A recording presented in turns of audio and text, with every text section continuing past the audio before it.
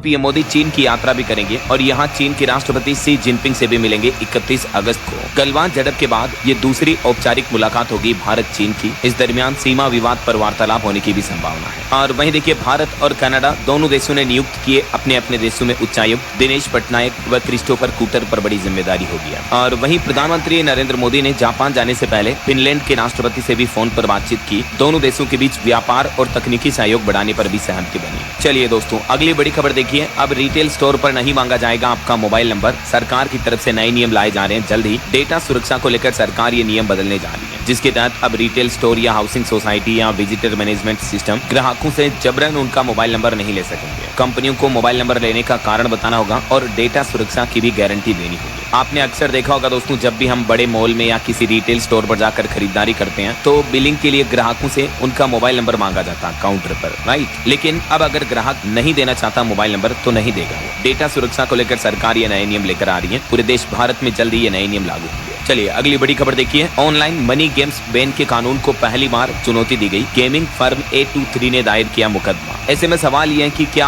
आखिर रुकेगा online gaming पर लगा हुआ बैन। कर्नाटक हाईकोर्ट में केंद्र सरकार के नए ऑनलाइन गेमिंग विधेयक यानी एक्ट को कानूनी चुनौती दी गई। जो ऑनलाइन गेमिंग प्लेटफॉर्म ही है A23, जिस पर रम्मी सर्कल वगैरह इस तरह के गेम खेले जाते हैं, तो इस कंपनी ने ये चुनौती दी है। हालांकि कंपनी ने अपनी खुद की वेबसाइट पर भी ये नोटिस लगा दिया है। In compliance with the new promotion and regulation of online gaming act of 2025, cash games and deposits are no longer available on our platform. तो जितने भी ऑनलाइन गेमिंग प्लेटफॉर्म थे जिन पर पैसा लगा करके खेला जाता था, जैसे ड्रीम 11, माई 11 सर्किल वगैरह, ये सब प्लेटफॉर्म अब बंद होने जा रहे हैं। लेकिन ये रमी खिलाने वाली कंपनी A23 ने कर्नाटक हाईकोर्ट में याचिका लगाई। इस गेमिंग बिल के खिलाफ 30 अगस्त को हाईकोर्ट में सुनवाई होगी। कंपनी ने कहा कि स्किल बेस्ड गेम को बैन करना गलत है। तो अब देखते हैं आखिर हाईकोर्ट की तरफ से इस पर क्या फैसला आता है। फिलहाल देखिए अगला अपडेट। PMJDY योजना के 11 साल पूरे होने के मौके पर पीएम मोदी बोले कि इस स्कीम ने लोगों को अपना भाग्य खुद लिखने की ताकत दी। PMJDY यानी जो प्रधानमंत्री जन धन योजना है, इसके 11 साल पूरे हो चुके हैं और इस योजना के तहत अब तक हमारे देश में 56 करोड़ से भी ज्यादा बैंक अकाउंट खुल चुके हैं। खास करके इस योजना के जरिए ग्रामीण क्षेत्रों में भी लोगों को बैंकिंग सेवाओं तक पहुंच मिली है और इस योजना में 56% खाते महिलाओं के हैं। तो इस योजना के 11 साल पूरे होने के मौके पर पीएम मोदी ने इसकी उपलब्धियों के बारे में भी बताया। और वहीं देखिए दोस्तों, हरियाणा सरकार ने भी एक बड़ी घोषणा की। लाडो लक्ष्मी योजना शुरू करने जा रही है हरियाणा गवर्नमेंट। अगले महीने 25 सितंबर से मिलेंगे हरियाणा की इन सभी महिलाओं को 2121 रुपए। हालांकि इस योजना के लिए सरकार ने कुछ नियम और शर्तें भी रखी हैं, जिसकी जानकारी आप देख सकते हैं। जिन महिलाओं के परिवार की सालाना आय 1 लाख रुपए से कम है, ऐसी 23 साल या उससे ज्यादा उम्र की सभी महिलाओं को इस योजना का लाभ मिलेगा। और इसमें एक शर्त ये भी जरूरी होगी कि 15 साल से हरियाणा का निवासी होना जरूरी होगा। कैंसर की स्टेज 3 और 4 से ग्रस्त महिलाओं को भी योजना का लाभ मिलेगा। हालांकि जिन महिलाओं को 2100 से ज्यादा किसी अन्य पेंशन योजना का लाभ मिल रहा है, तो उन्हें इस योजना का लाभ फायदा नहीं दिया जाएगा। हरियाणा के मुख्यमंत्री नायब सिंह सैनी बोले कि सितंबर से ही महिलाओं को 2100 रुपए महीना मिलना शुरू हो जाएंगे। जैसे मध्य प्रदेश वगैरह कुछ राज्यों में लाडली लक्ष्मी योजना चलती है ना, तो वैसे ही हरियाणा सरकार ये लाडो लक्ष्मी योजना शुरू करने जा रही है। हरियाणा के मुख्यमंत्री नायब सिंह सैनी बोले कि सितंबर से ही महिलाओं को 2100 रुपए हर महीना मिलेंगे। परिवार में 3 महिलाएं हैं तो सभी को मिलेगा ये लाभ। सरकार ने उम्र और इनकम की शर्तें जरूर बताई है, जो मैंने आपको बताया कौन कौन महिलाएं इसके लिए पात्र होती है ना। चलिए अगला अपडेट देखिए। एप्पल कंपनी ने भारत में अपना प्रोडक्शन बढ़ाया। त्योहारी सीजन में iPhone 17 लॉन्च करने की भी तैयारी की जा रही है। 9 सितंबर को एप्पल का इवेंट भी होने वाला, तो उसमें लॉन्चिंग हो सकती है। और वहीं देखिए, केंद्र सरकार ने एक बड़ा फैसला लिया। अमेरिकी टैरिफ से भारत के टेक्सटाइल सेक्टर यानी कपड़ा मार्केट को बचाने के लिए ये फैसला लिया गया है। और इसके तहत अब कपड़ा कारोबारी 31 दिसंबर तक ड्यूटी फ्री कॉटन इंपोर्ट कर पाएंगे। 11% तक की छूट मिलेगी। सरकार ने कपास यानी कॉटन के ड्यूटी फ्री आयात को 3 महीने और बढ़ा दिया। अब इस साल की अंतिम तारीख तक यानी 31 दिसंबर तक टेक्सटाइल कारोबारी बिना इंपोर्ट ड्यूटी के बाहर से कॉटन मंगवा पाएंगे। सरकार का कहना है कि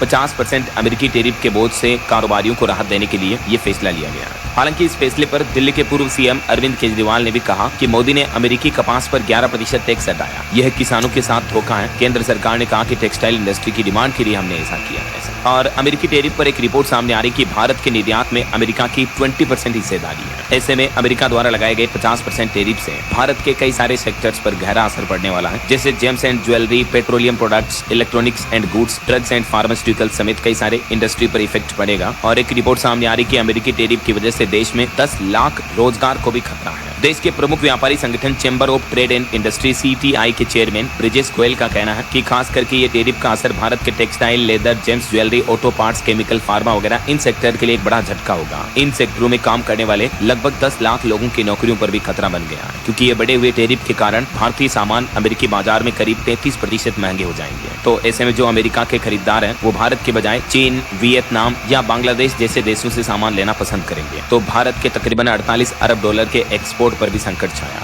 हालांकि एक रिपोर्ट सामने आ रही है कि सरकार जो GST में सुधार करने का प्लान कर रही है, 2 ही स्लैब रखने का, तो इससे भी अमेरिकी टैरिफ का असर कम होगा। दावा किया जा रहा है कि टैक्स कटौती से खपत 5.31 लाख करोड़ बढ़ सकती है, तो इससे हमारी इंडियन इकोनॉमी को सपोर्ट मिलेगा ना। और भारतीय रिजर्व बैंक RBI के पूर्व गवर्नर और अर्थशास्त्री इकोनॉमिस्ट रघुराम राजन ने भी कहा कि भारत को रूस से तेल खरीदने की नीति पर भी फिर से विचार करना चाहिए। हमें पूछना होगा कि इससे किसे फायदा होगा। रशियन ऑयल खरीदने पर ट्रंप ने 50% टैरिफ लगाया है, तो इसको लेकर RBI के पूर्व गवर्नर का ये कहना है। और वैसे इधर केंद्र सरकार का प्लान है निर्यातकों यानी एक्सपोर्टर्स की मदद के लिए केंद्र सरकार भी बड़े कदम उठा रहा है। बढ़े हुए अमेरिकी टैरिफ के बीच सरकार ने दावा किया और कहा कि जल्द ही देश में एक्सपोर्ट को बढ़ावा देने के लिए नई नीति लाई जाएगी, राहत फंड वगैरह भी दिया जाएगा। और इस बीच वित्त मंत्री निर्मला सीतारमण ने कतर के विदेश व्यापार मामलों के मंत्रियों से भी मुलाकात की। भारत और कतर दोनों देशों के बीच कारोबार व निवेश पर चर्चा हुई। वहीं भारत ने रूस को भी न्योता दिया। राजदूत कुमार बोले कि अंतरिक्ष के क्षेत्र में भी निवेश करें रूसी कंपनियां। भले ही अमेरिका ने टैरिफ लगाने की वजह भारत का रूस के साथ व्यापार और तेल खरीदारी को बताया हो, लेकिन बावजूद इसके रूस और भारत एक दूसरे के साथ अपना सहयोग साझेदारी बढ़ा रहे हैं। तो ये अमेरिकी राष्ट्रपति डोनाल्ड ट्रंप को एक मुंहतोड़ जवाब है। चलिए आगे बढ़ते हैं अपन खबरों में। देखिए आप अगली बड़ी खबर, राजस्थान हाईकोर्ट ने SI भर्ती 2021 को रद्द कर दिया और इस फैसले पर किरोड़ी लाल बोले कि सच की जीत हुई। ये रिक्रूटमेंट 2021 में निकली थी, तो राजस्थान हाईकोर्ट ने इस पर बड़ा फैसला सुनाया। बताया जा रहा है कि इस भर्ती में जो पेपर लीक हुआ था उसमें RPSC के भी 6 मेंबर की भूमिका रही है। प्रिंटिंग प्रेस में पहुंचने से पहले ही पेपर लीक हो गया था। हालांकि ज्यादा पोस्ट नहीं थी इसमें, 859 पदों के लिए एग्जाम हुआ था, लेकिन बीते दिन राजस्थान हाईकोर्ट ने इस पूरी भर्ती को ही कैंसिल कर दिया। ऐसा चलिए अगला अपडेट आ रहा है। देश की राजधानी दिल्ली में वकीलों की हड़ताल आखिरकार खत्म हुई। सरकार के आखिरी फैसले तक नहीं लागू होगा LG का आदेश। दिल्ली सरकार ने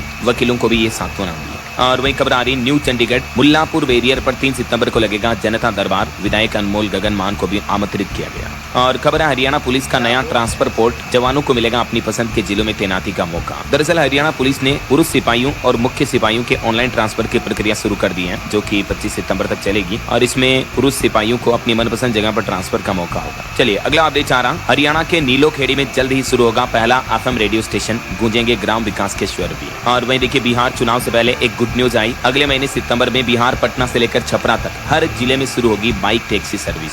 वहीं एक रिपोर्ट सामने आ रही, घरेलू हवाई यात्री ट्रैफिक वॉल्यूम वित्त वर्ष 2026 में बढ़कर 17.25 से 17.5 करोड़ तक पहुंचने का अनुमान है। और PM मोदी और उड़ीसा के मुख्यमंत्री ने नुआखाई पर्व पर देशवासियों को शुभकामनाएं भी दी। और वहीं खबर है बैंक ऑफ बड़ौदा ने कार व मोर्गेज ऋण के चुनिंदा उत्पादों की दर 0.25% तक घटाई है, तो इससे लोन वगैरह में थोड़ी राहत मिलेगी ग्राहकों को। चलिए अगला अपडेट देखिए, यूनिटी बैंक और भारत पे ने मिलकर लॉन्च किया इंडिया का पहला EMI credit card. Unity bank Bharat पे ने NPCI यानी national payments corporation of India के साथ मिलकर इस कार्ड को डेवलप किया है। अच्छी बात यह कि इस कार्ड को आप UPI से लिंक कर सकते हैं, तो इससे ग्राहक देश भर में ज्यादातर तरह की खरीदारी के पेमेंट के लिए इस कार्ड का इस्तेमाल कर पाएंगे और आप EMI पर ऑनलाइन अलग अलग तरह की शॉपिंग कर पाएंगे। समझ रहे हो। और अच्छी बात यह रहेगी कि इस कार्ड में किसी तरह की ज्वाइनिंग फीस वगैरह नहीं लगेगी, तय समय से पहले भी EMI पेमेंट करने की इजाजत होगी। ये कुछ बेनिफिट और फीचर्स आपको इस कार्ड में मिलेंगे। चलिए अगली बड़ी खबर देखिए दोस्तों, एक चौंकाने वाली रिपोर्ट सामने आ रही है कि उत्तर प्रदेश के संबल में हिंदू आबादी घटकर मात्र 15% रह गई है। बीते 70 सालों के दौरान हिंदू आबादी जो 45% थी, यानी संबल की लगभग आधी पॉपुलेशन जो हिंदू थी, वो घटकर अब सिर्फ 15% रह गई है। पिछले 7 दशकों में हिंदू आबादी में तेजी से गिरावट देखने को मिली है। दरअसल संबल हिंसा पर न्यायिक आयोग ने उत्तर प्रदेश के मुख्यमंत्री योगी आदित्यनाथ को ये 450 पन्नों की एक रिपोर्ट सौंपी और इसी रिपोर्ट में ये चौंकाने वाले खुलासे सामने आ रहे हैं। इसी रिपोर्ट में दावा किया गया कि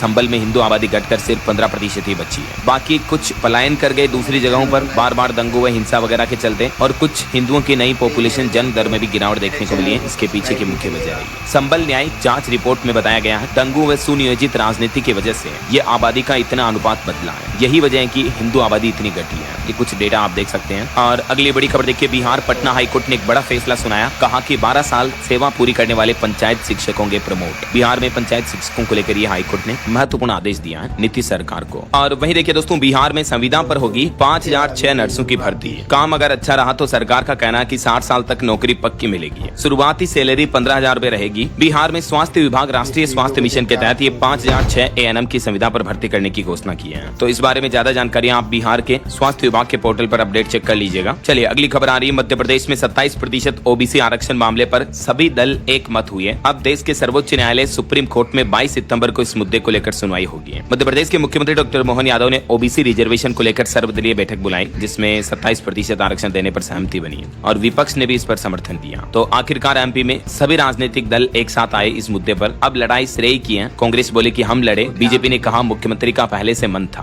वहीं देखिए केंद्र सरकार ने भी सुप्रीम कोर्ट में कहा कि राज्य सुप्रीम कोर्ट में रिट पिटीशन नहीं दे सकते हैं। राष्ट्रपति और राज्यपाल अपने फैसलों के लिए कोर्ट में जवाबदेह नहीं है। डेडलाइन मामले पर सुप्रीम कोर्ट में सुनवाई हुई। चलिए अगली खबर देखिए। पंजाब के 7 जिलों में बाढ़ आई हुई है, सेना पहुंची। जम्मू कश्मीर में भी बाढ़ में फंसे 27 जवान 10 घंटे में रेस्क्यू किया गया। हिमाचल के चंबा में भी गरू में बाढ़ का पानी और मलबा घुस गया। ये कुछ तस्वीरें आप देख सकते हैं। देश भर में भारी बारिश और बाढ़ से मौसम में हालात काफी गंभीर चल रहे हैं। आगे मैं आपको बताऊंगा और भी पूरे मौसम समाचार विस्तार से। फिलहाल देखिए अगली खबर। महिला सुरक्षा को लेकर एक चौंकाने वाली रिपोर्ट सामने आ रही है कि देश की आर्थिक राजधानी मुंबई और कोहिमा देश में महिलाओं के लिए सबसे सेफ जगह है, जबकि बिहार की राजधानी पटना और देश की राजधानी दिल्ली में सबसे कम सुरक्षित है महिलाएं। NARI की सालाना रिपोर्ट में ये डेटा जारी किए गए। NARI यानी national annual report and index on women safety, उसके द्वारा 2025 की ये रिपोर्ट जारी की गई। रिपोर्ट में कहा गया है कि कोहिमा और मुंबई सबसे सुरक्षित शहरों में महिलाओं को ज्यादा समानता, नागरिक भागीदारी, बेहतर पुलिस व्यवस्था और अनुकूल इंफ्रास्ट्रक्चर मिलता है महिलाओं के लिए। देख सकते हैं आप भारत के मानचित्र में महिलाओं के लिए देश में 5 सबसे सुरक्षित शहर कौन कौन से हैं। कोहिमा जो कि नागालैंड में है ना। और वहीं देखिए पश्चिम बंगाल की मुख्यमंत्री ममता बनर्जी बोली कि भाजपा का फैलाया भाषाई आतंक बर्दाश्त नहीं करेंगे। उन्होंने कहा कि जब तक मैं जिंदा हूं किसी को भी मताधिकार नहीं छीनने दूंगी। वहीं खबर आ रही जम्मू कश्मीर के गुरेज में मुठभेड़ हुई। सेना के जवानों और आतंकियों के बीच इसमें 2 आतंकवादी मारे गए। घुसपैठ के दौरान जवानों पर फायरिंग की थी। सेना और पुलिस का ऑपरेशन भी जारी है। वहीं खबर देखिए बिहार में घुसे 3 पाकिस्तानी आतंकी, 50,000 का इनाम घोषित हुआ इन पर। SP बोले कि मोतिहारी के रक्सौल बॉर्डर में घुसे हैं और इस इनपुट मिलने के बाद पूरे प्रदेश में हाई अलर्ट जारी कर दिया। बिहार में नेपाल के रास्ते से ये 3 पाकिस्तानी आतंकियों ने घुसपैठ की है और पुलिस मुख्यालय ने तीनों की फोटो भी रिलीज की है। अभी आपको बताऊंगा बिहार में राहुल गांधी की वोट जोड़ो अधिकार यात्रा जो चल रही है, तो ये आतंकी इनपुट मिलने के बाद कई जगहों पर राहुल गांधी के रोड शो भी कैंसिल हुए और इस यात्रा में तेजस्वी यादव बोले कि बीजेपी वाले तो मेरी भ्रूण हत्या कराना चाहते थे। और वहीं राहुल गांधी ने बिहार के दरभंगा में वोटर अधिकार यात्रा के दौरान मंच से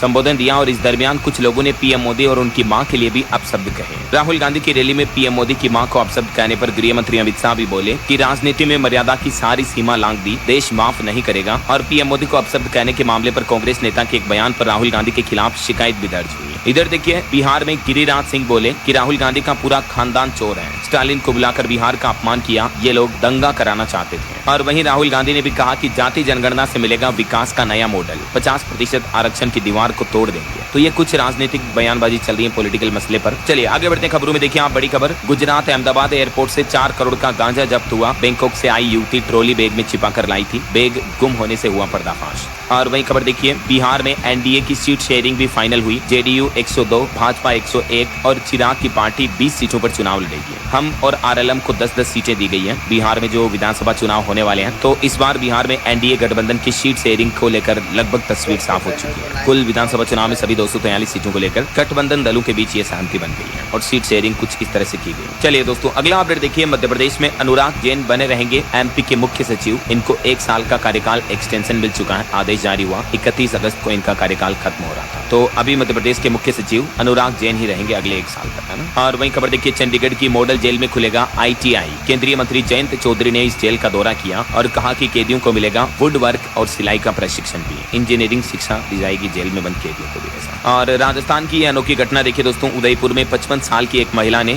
17वें बच्चे को जन्म दिया। पोता पोती और दोहिते भी बधाई देने पहुंचे इनको। डॉक्टर बोले कि ये हाई रिस्क डिलीवरी रही। राजस्थान उदयपुर के जालोर में एक 55 साल की महिला ने अपने 17वें बच्चे को जन्म दिया। देखिए जरा ये अनोखा मामला। बहरहाल अभी तो अपन कुछ और महत्वपूर्ण और काम की खबरें देखेंगे दोस्तों, लेकिन फिलहाल वक्त तो चला है आज के ताजा मौसम समाचार जानने का। और हाँ, एक छोटी सी रिक्वेस्ट आपसे ये है कि अगर आप DLS न्यूज चैनल से अभी तक भी जुड़े नहीं हो तो जुड़ जाइए। चैनल को सब्सक्राइब करके बेल आइकन जरूर दबा दीजिएगा और इस वीडियो पर एक लाइक और शेयर भी कर देना, ताकि आपको रोजाना की ताजा खबरें, महत्वपूर्ण मुख्य समाचार, काम के न्यूज अपडेट सबसे पहले आपके मोबाइल पर मिलते रहेंगे। ओके, और चलिए बिना टाइम वेस्ट किए सीधा आगे बढ़ते हैं मौसम अपडेट्स में। तो देखिए, गुजरात, राजस्थान समेत कई राज्यों में 7 दिन तक भारी बारिश का अलर्ट जारी हुआ। पहाड़ी राज्य उत्तराखंड में भी झमाझम बारिश का अलर्ट है। नैनीताल से लेकर पिथौरागढ़ तक भारी बारिश होगी। भूस्खलन का खतरा भी बढ़ने लगा है। वहीं देश की राजधानी दिल्ली में भी अगस्त में मानसून सबसे ज्यादा बरसाती महीने के रूप में रहा और मौसम विभाग का कहना है कि सितंबर में भी शुरुआती दिनों में दिल्ली एनसीआर में बारिश का दौर जारी रहेगा। झमाझम बरसात का अलर्ट जारी हुआ। कुछ और अलग अलग राज्यों के मौसम की स्थितियां देखिए दोस्तों। राजस्थान में भारी बारिश की वजह से देखिए 4 करोड़ के वर्ल्ड फेमस अमरूद भी बह गए। बाढ़ में किसानों की बम्पर पैदावार फसल डूब गई। किसान बोले कि हम तो बर्बाद हो गए। वैसे राजस्थान की 11 जिलों में अगले 24 घंटों के दौरान भारी बारिश का अलर्ट रहेगा। बांसवाड़ा में 5 इंच से ज्यादा बरसात। दोस्तों,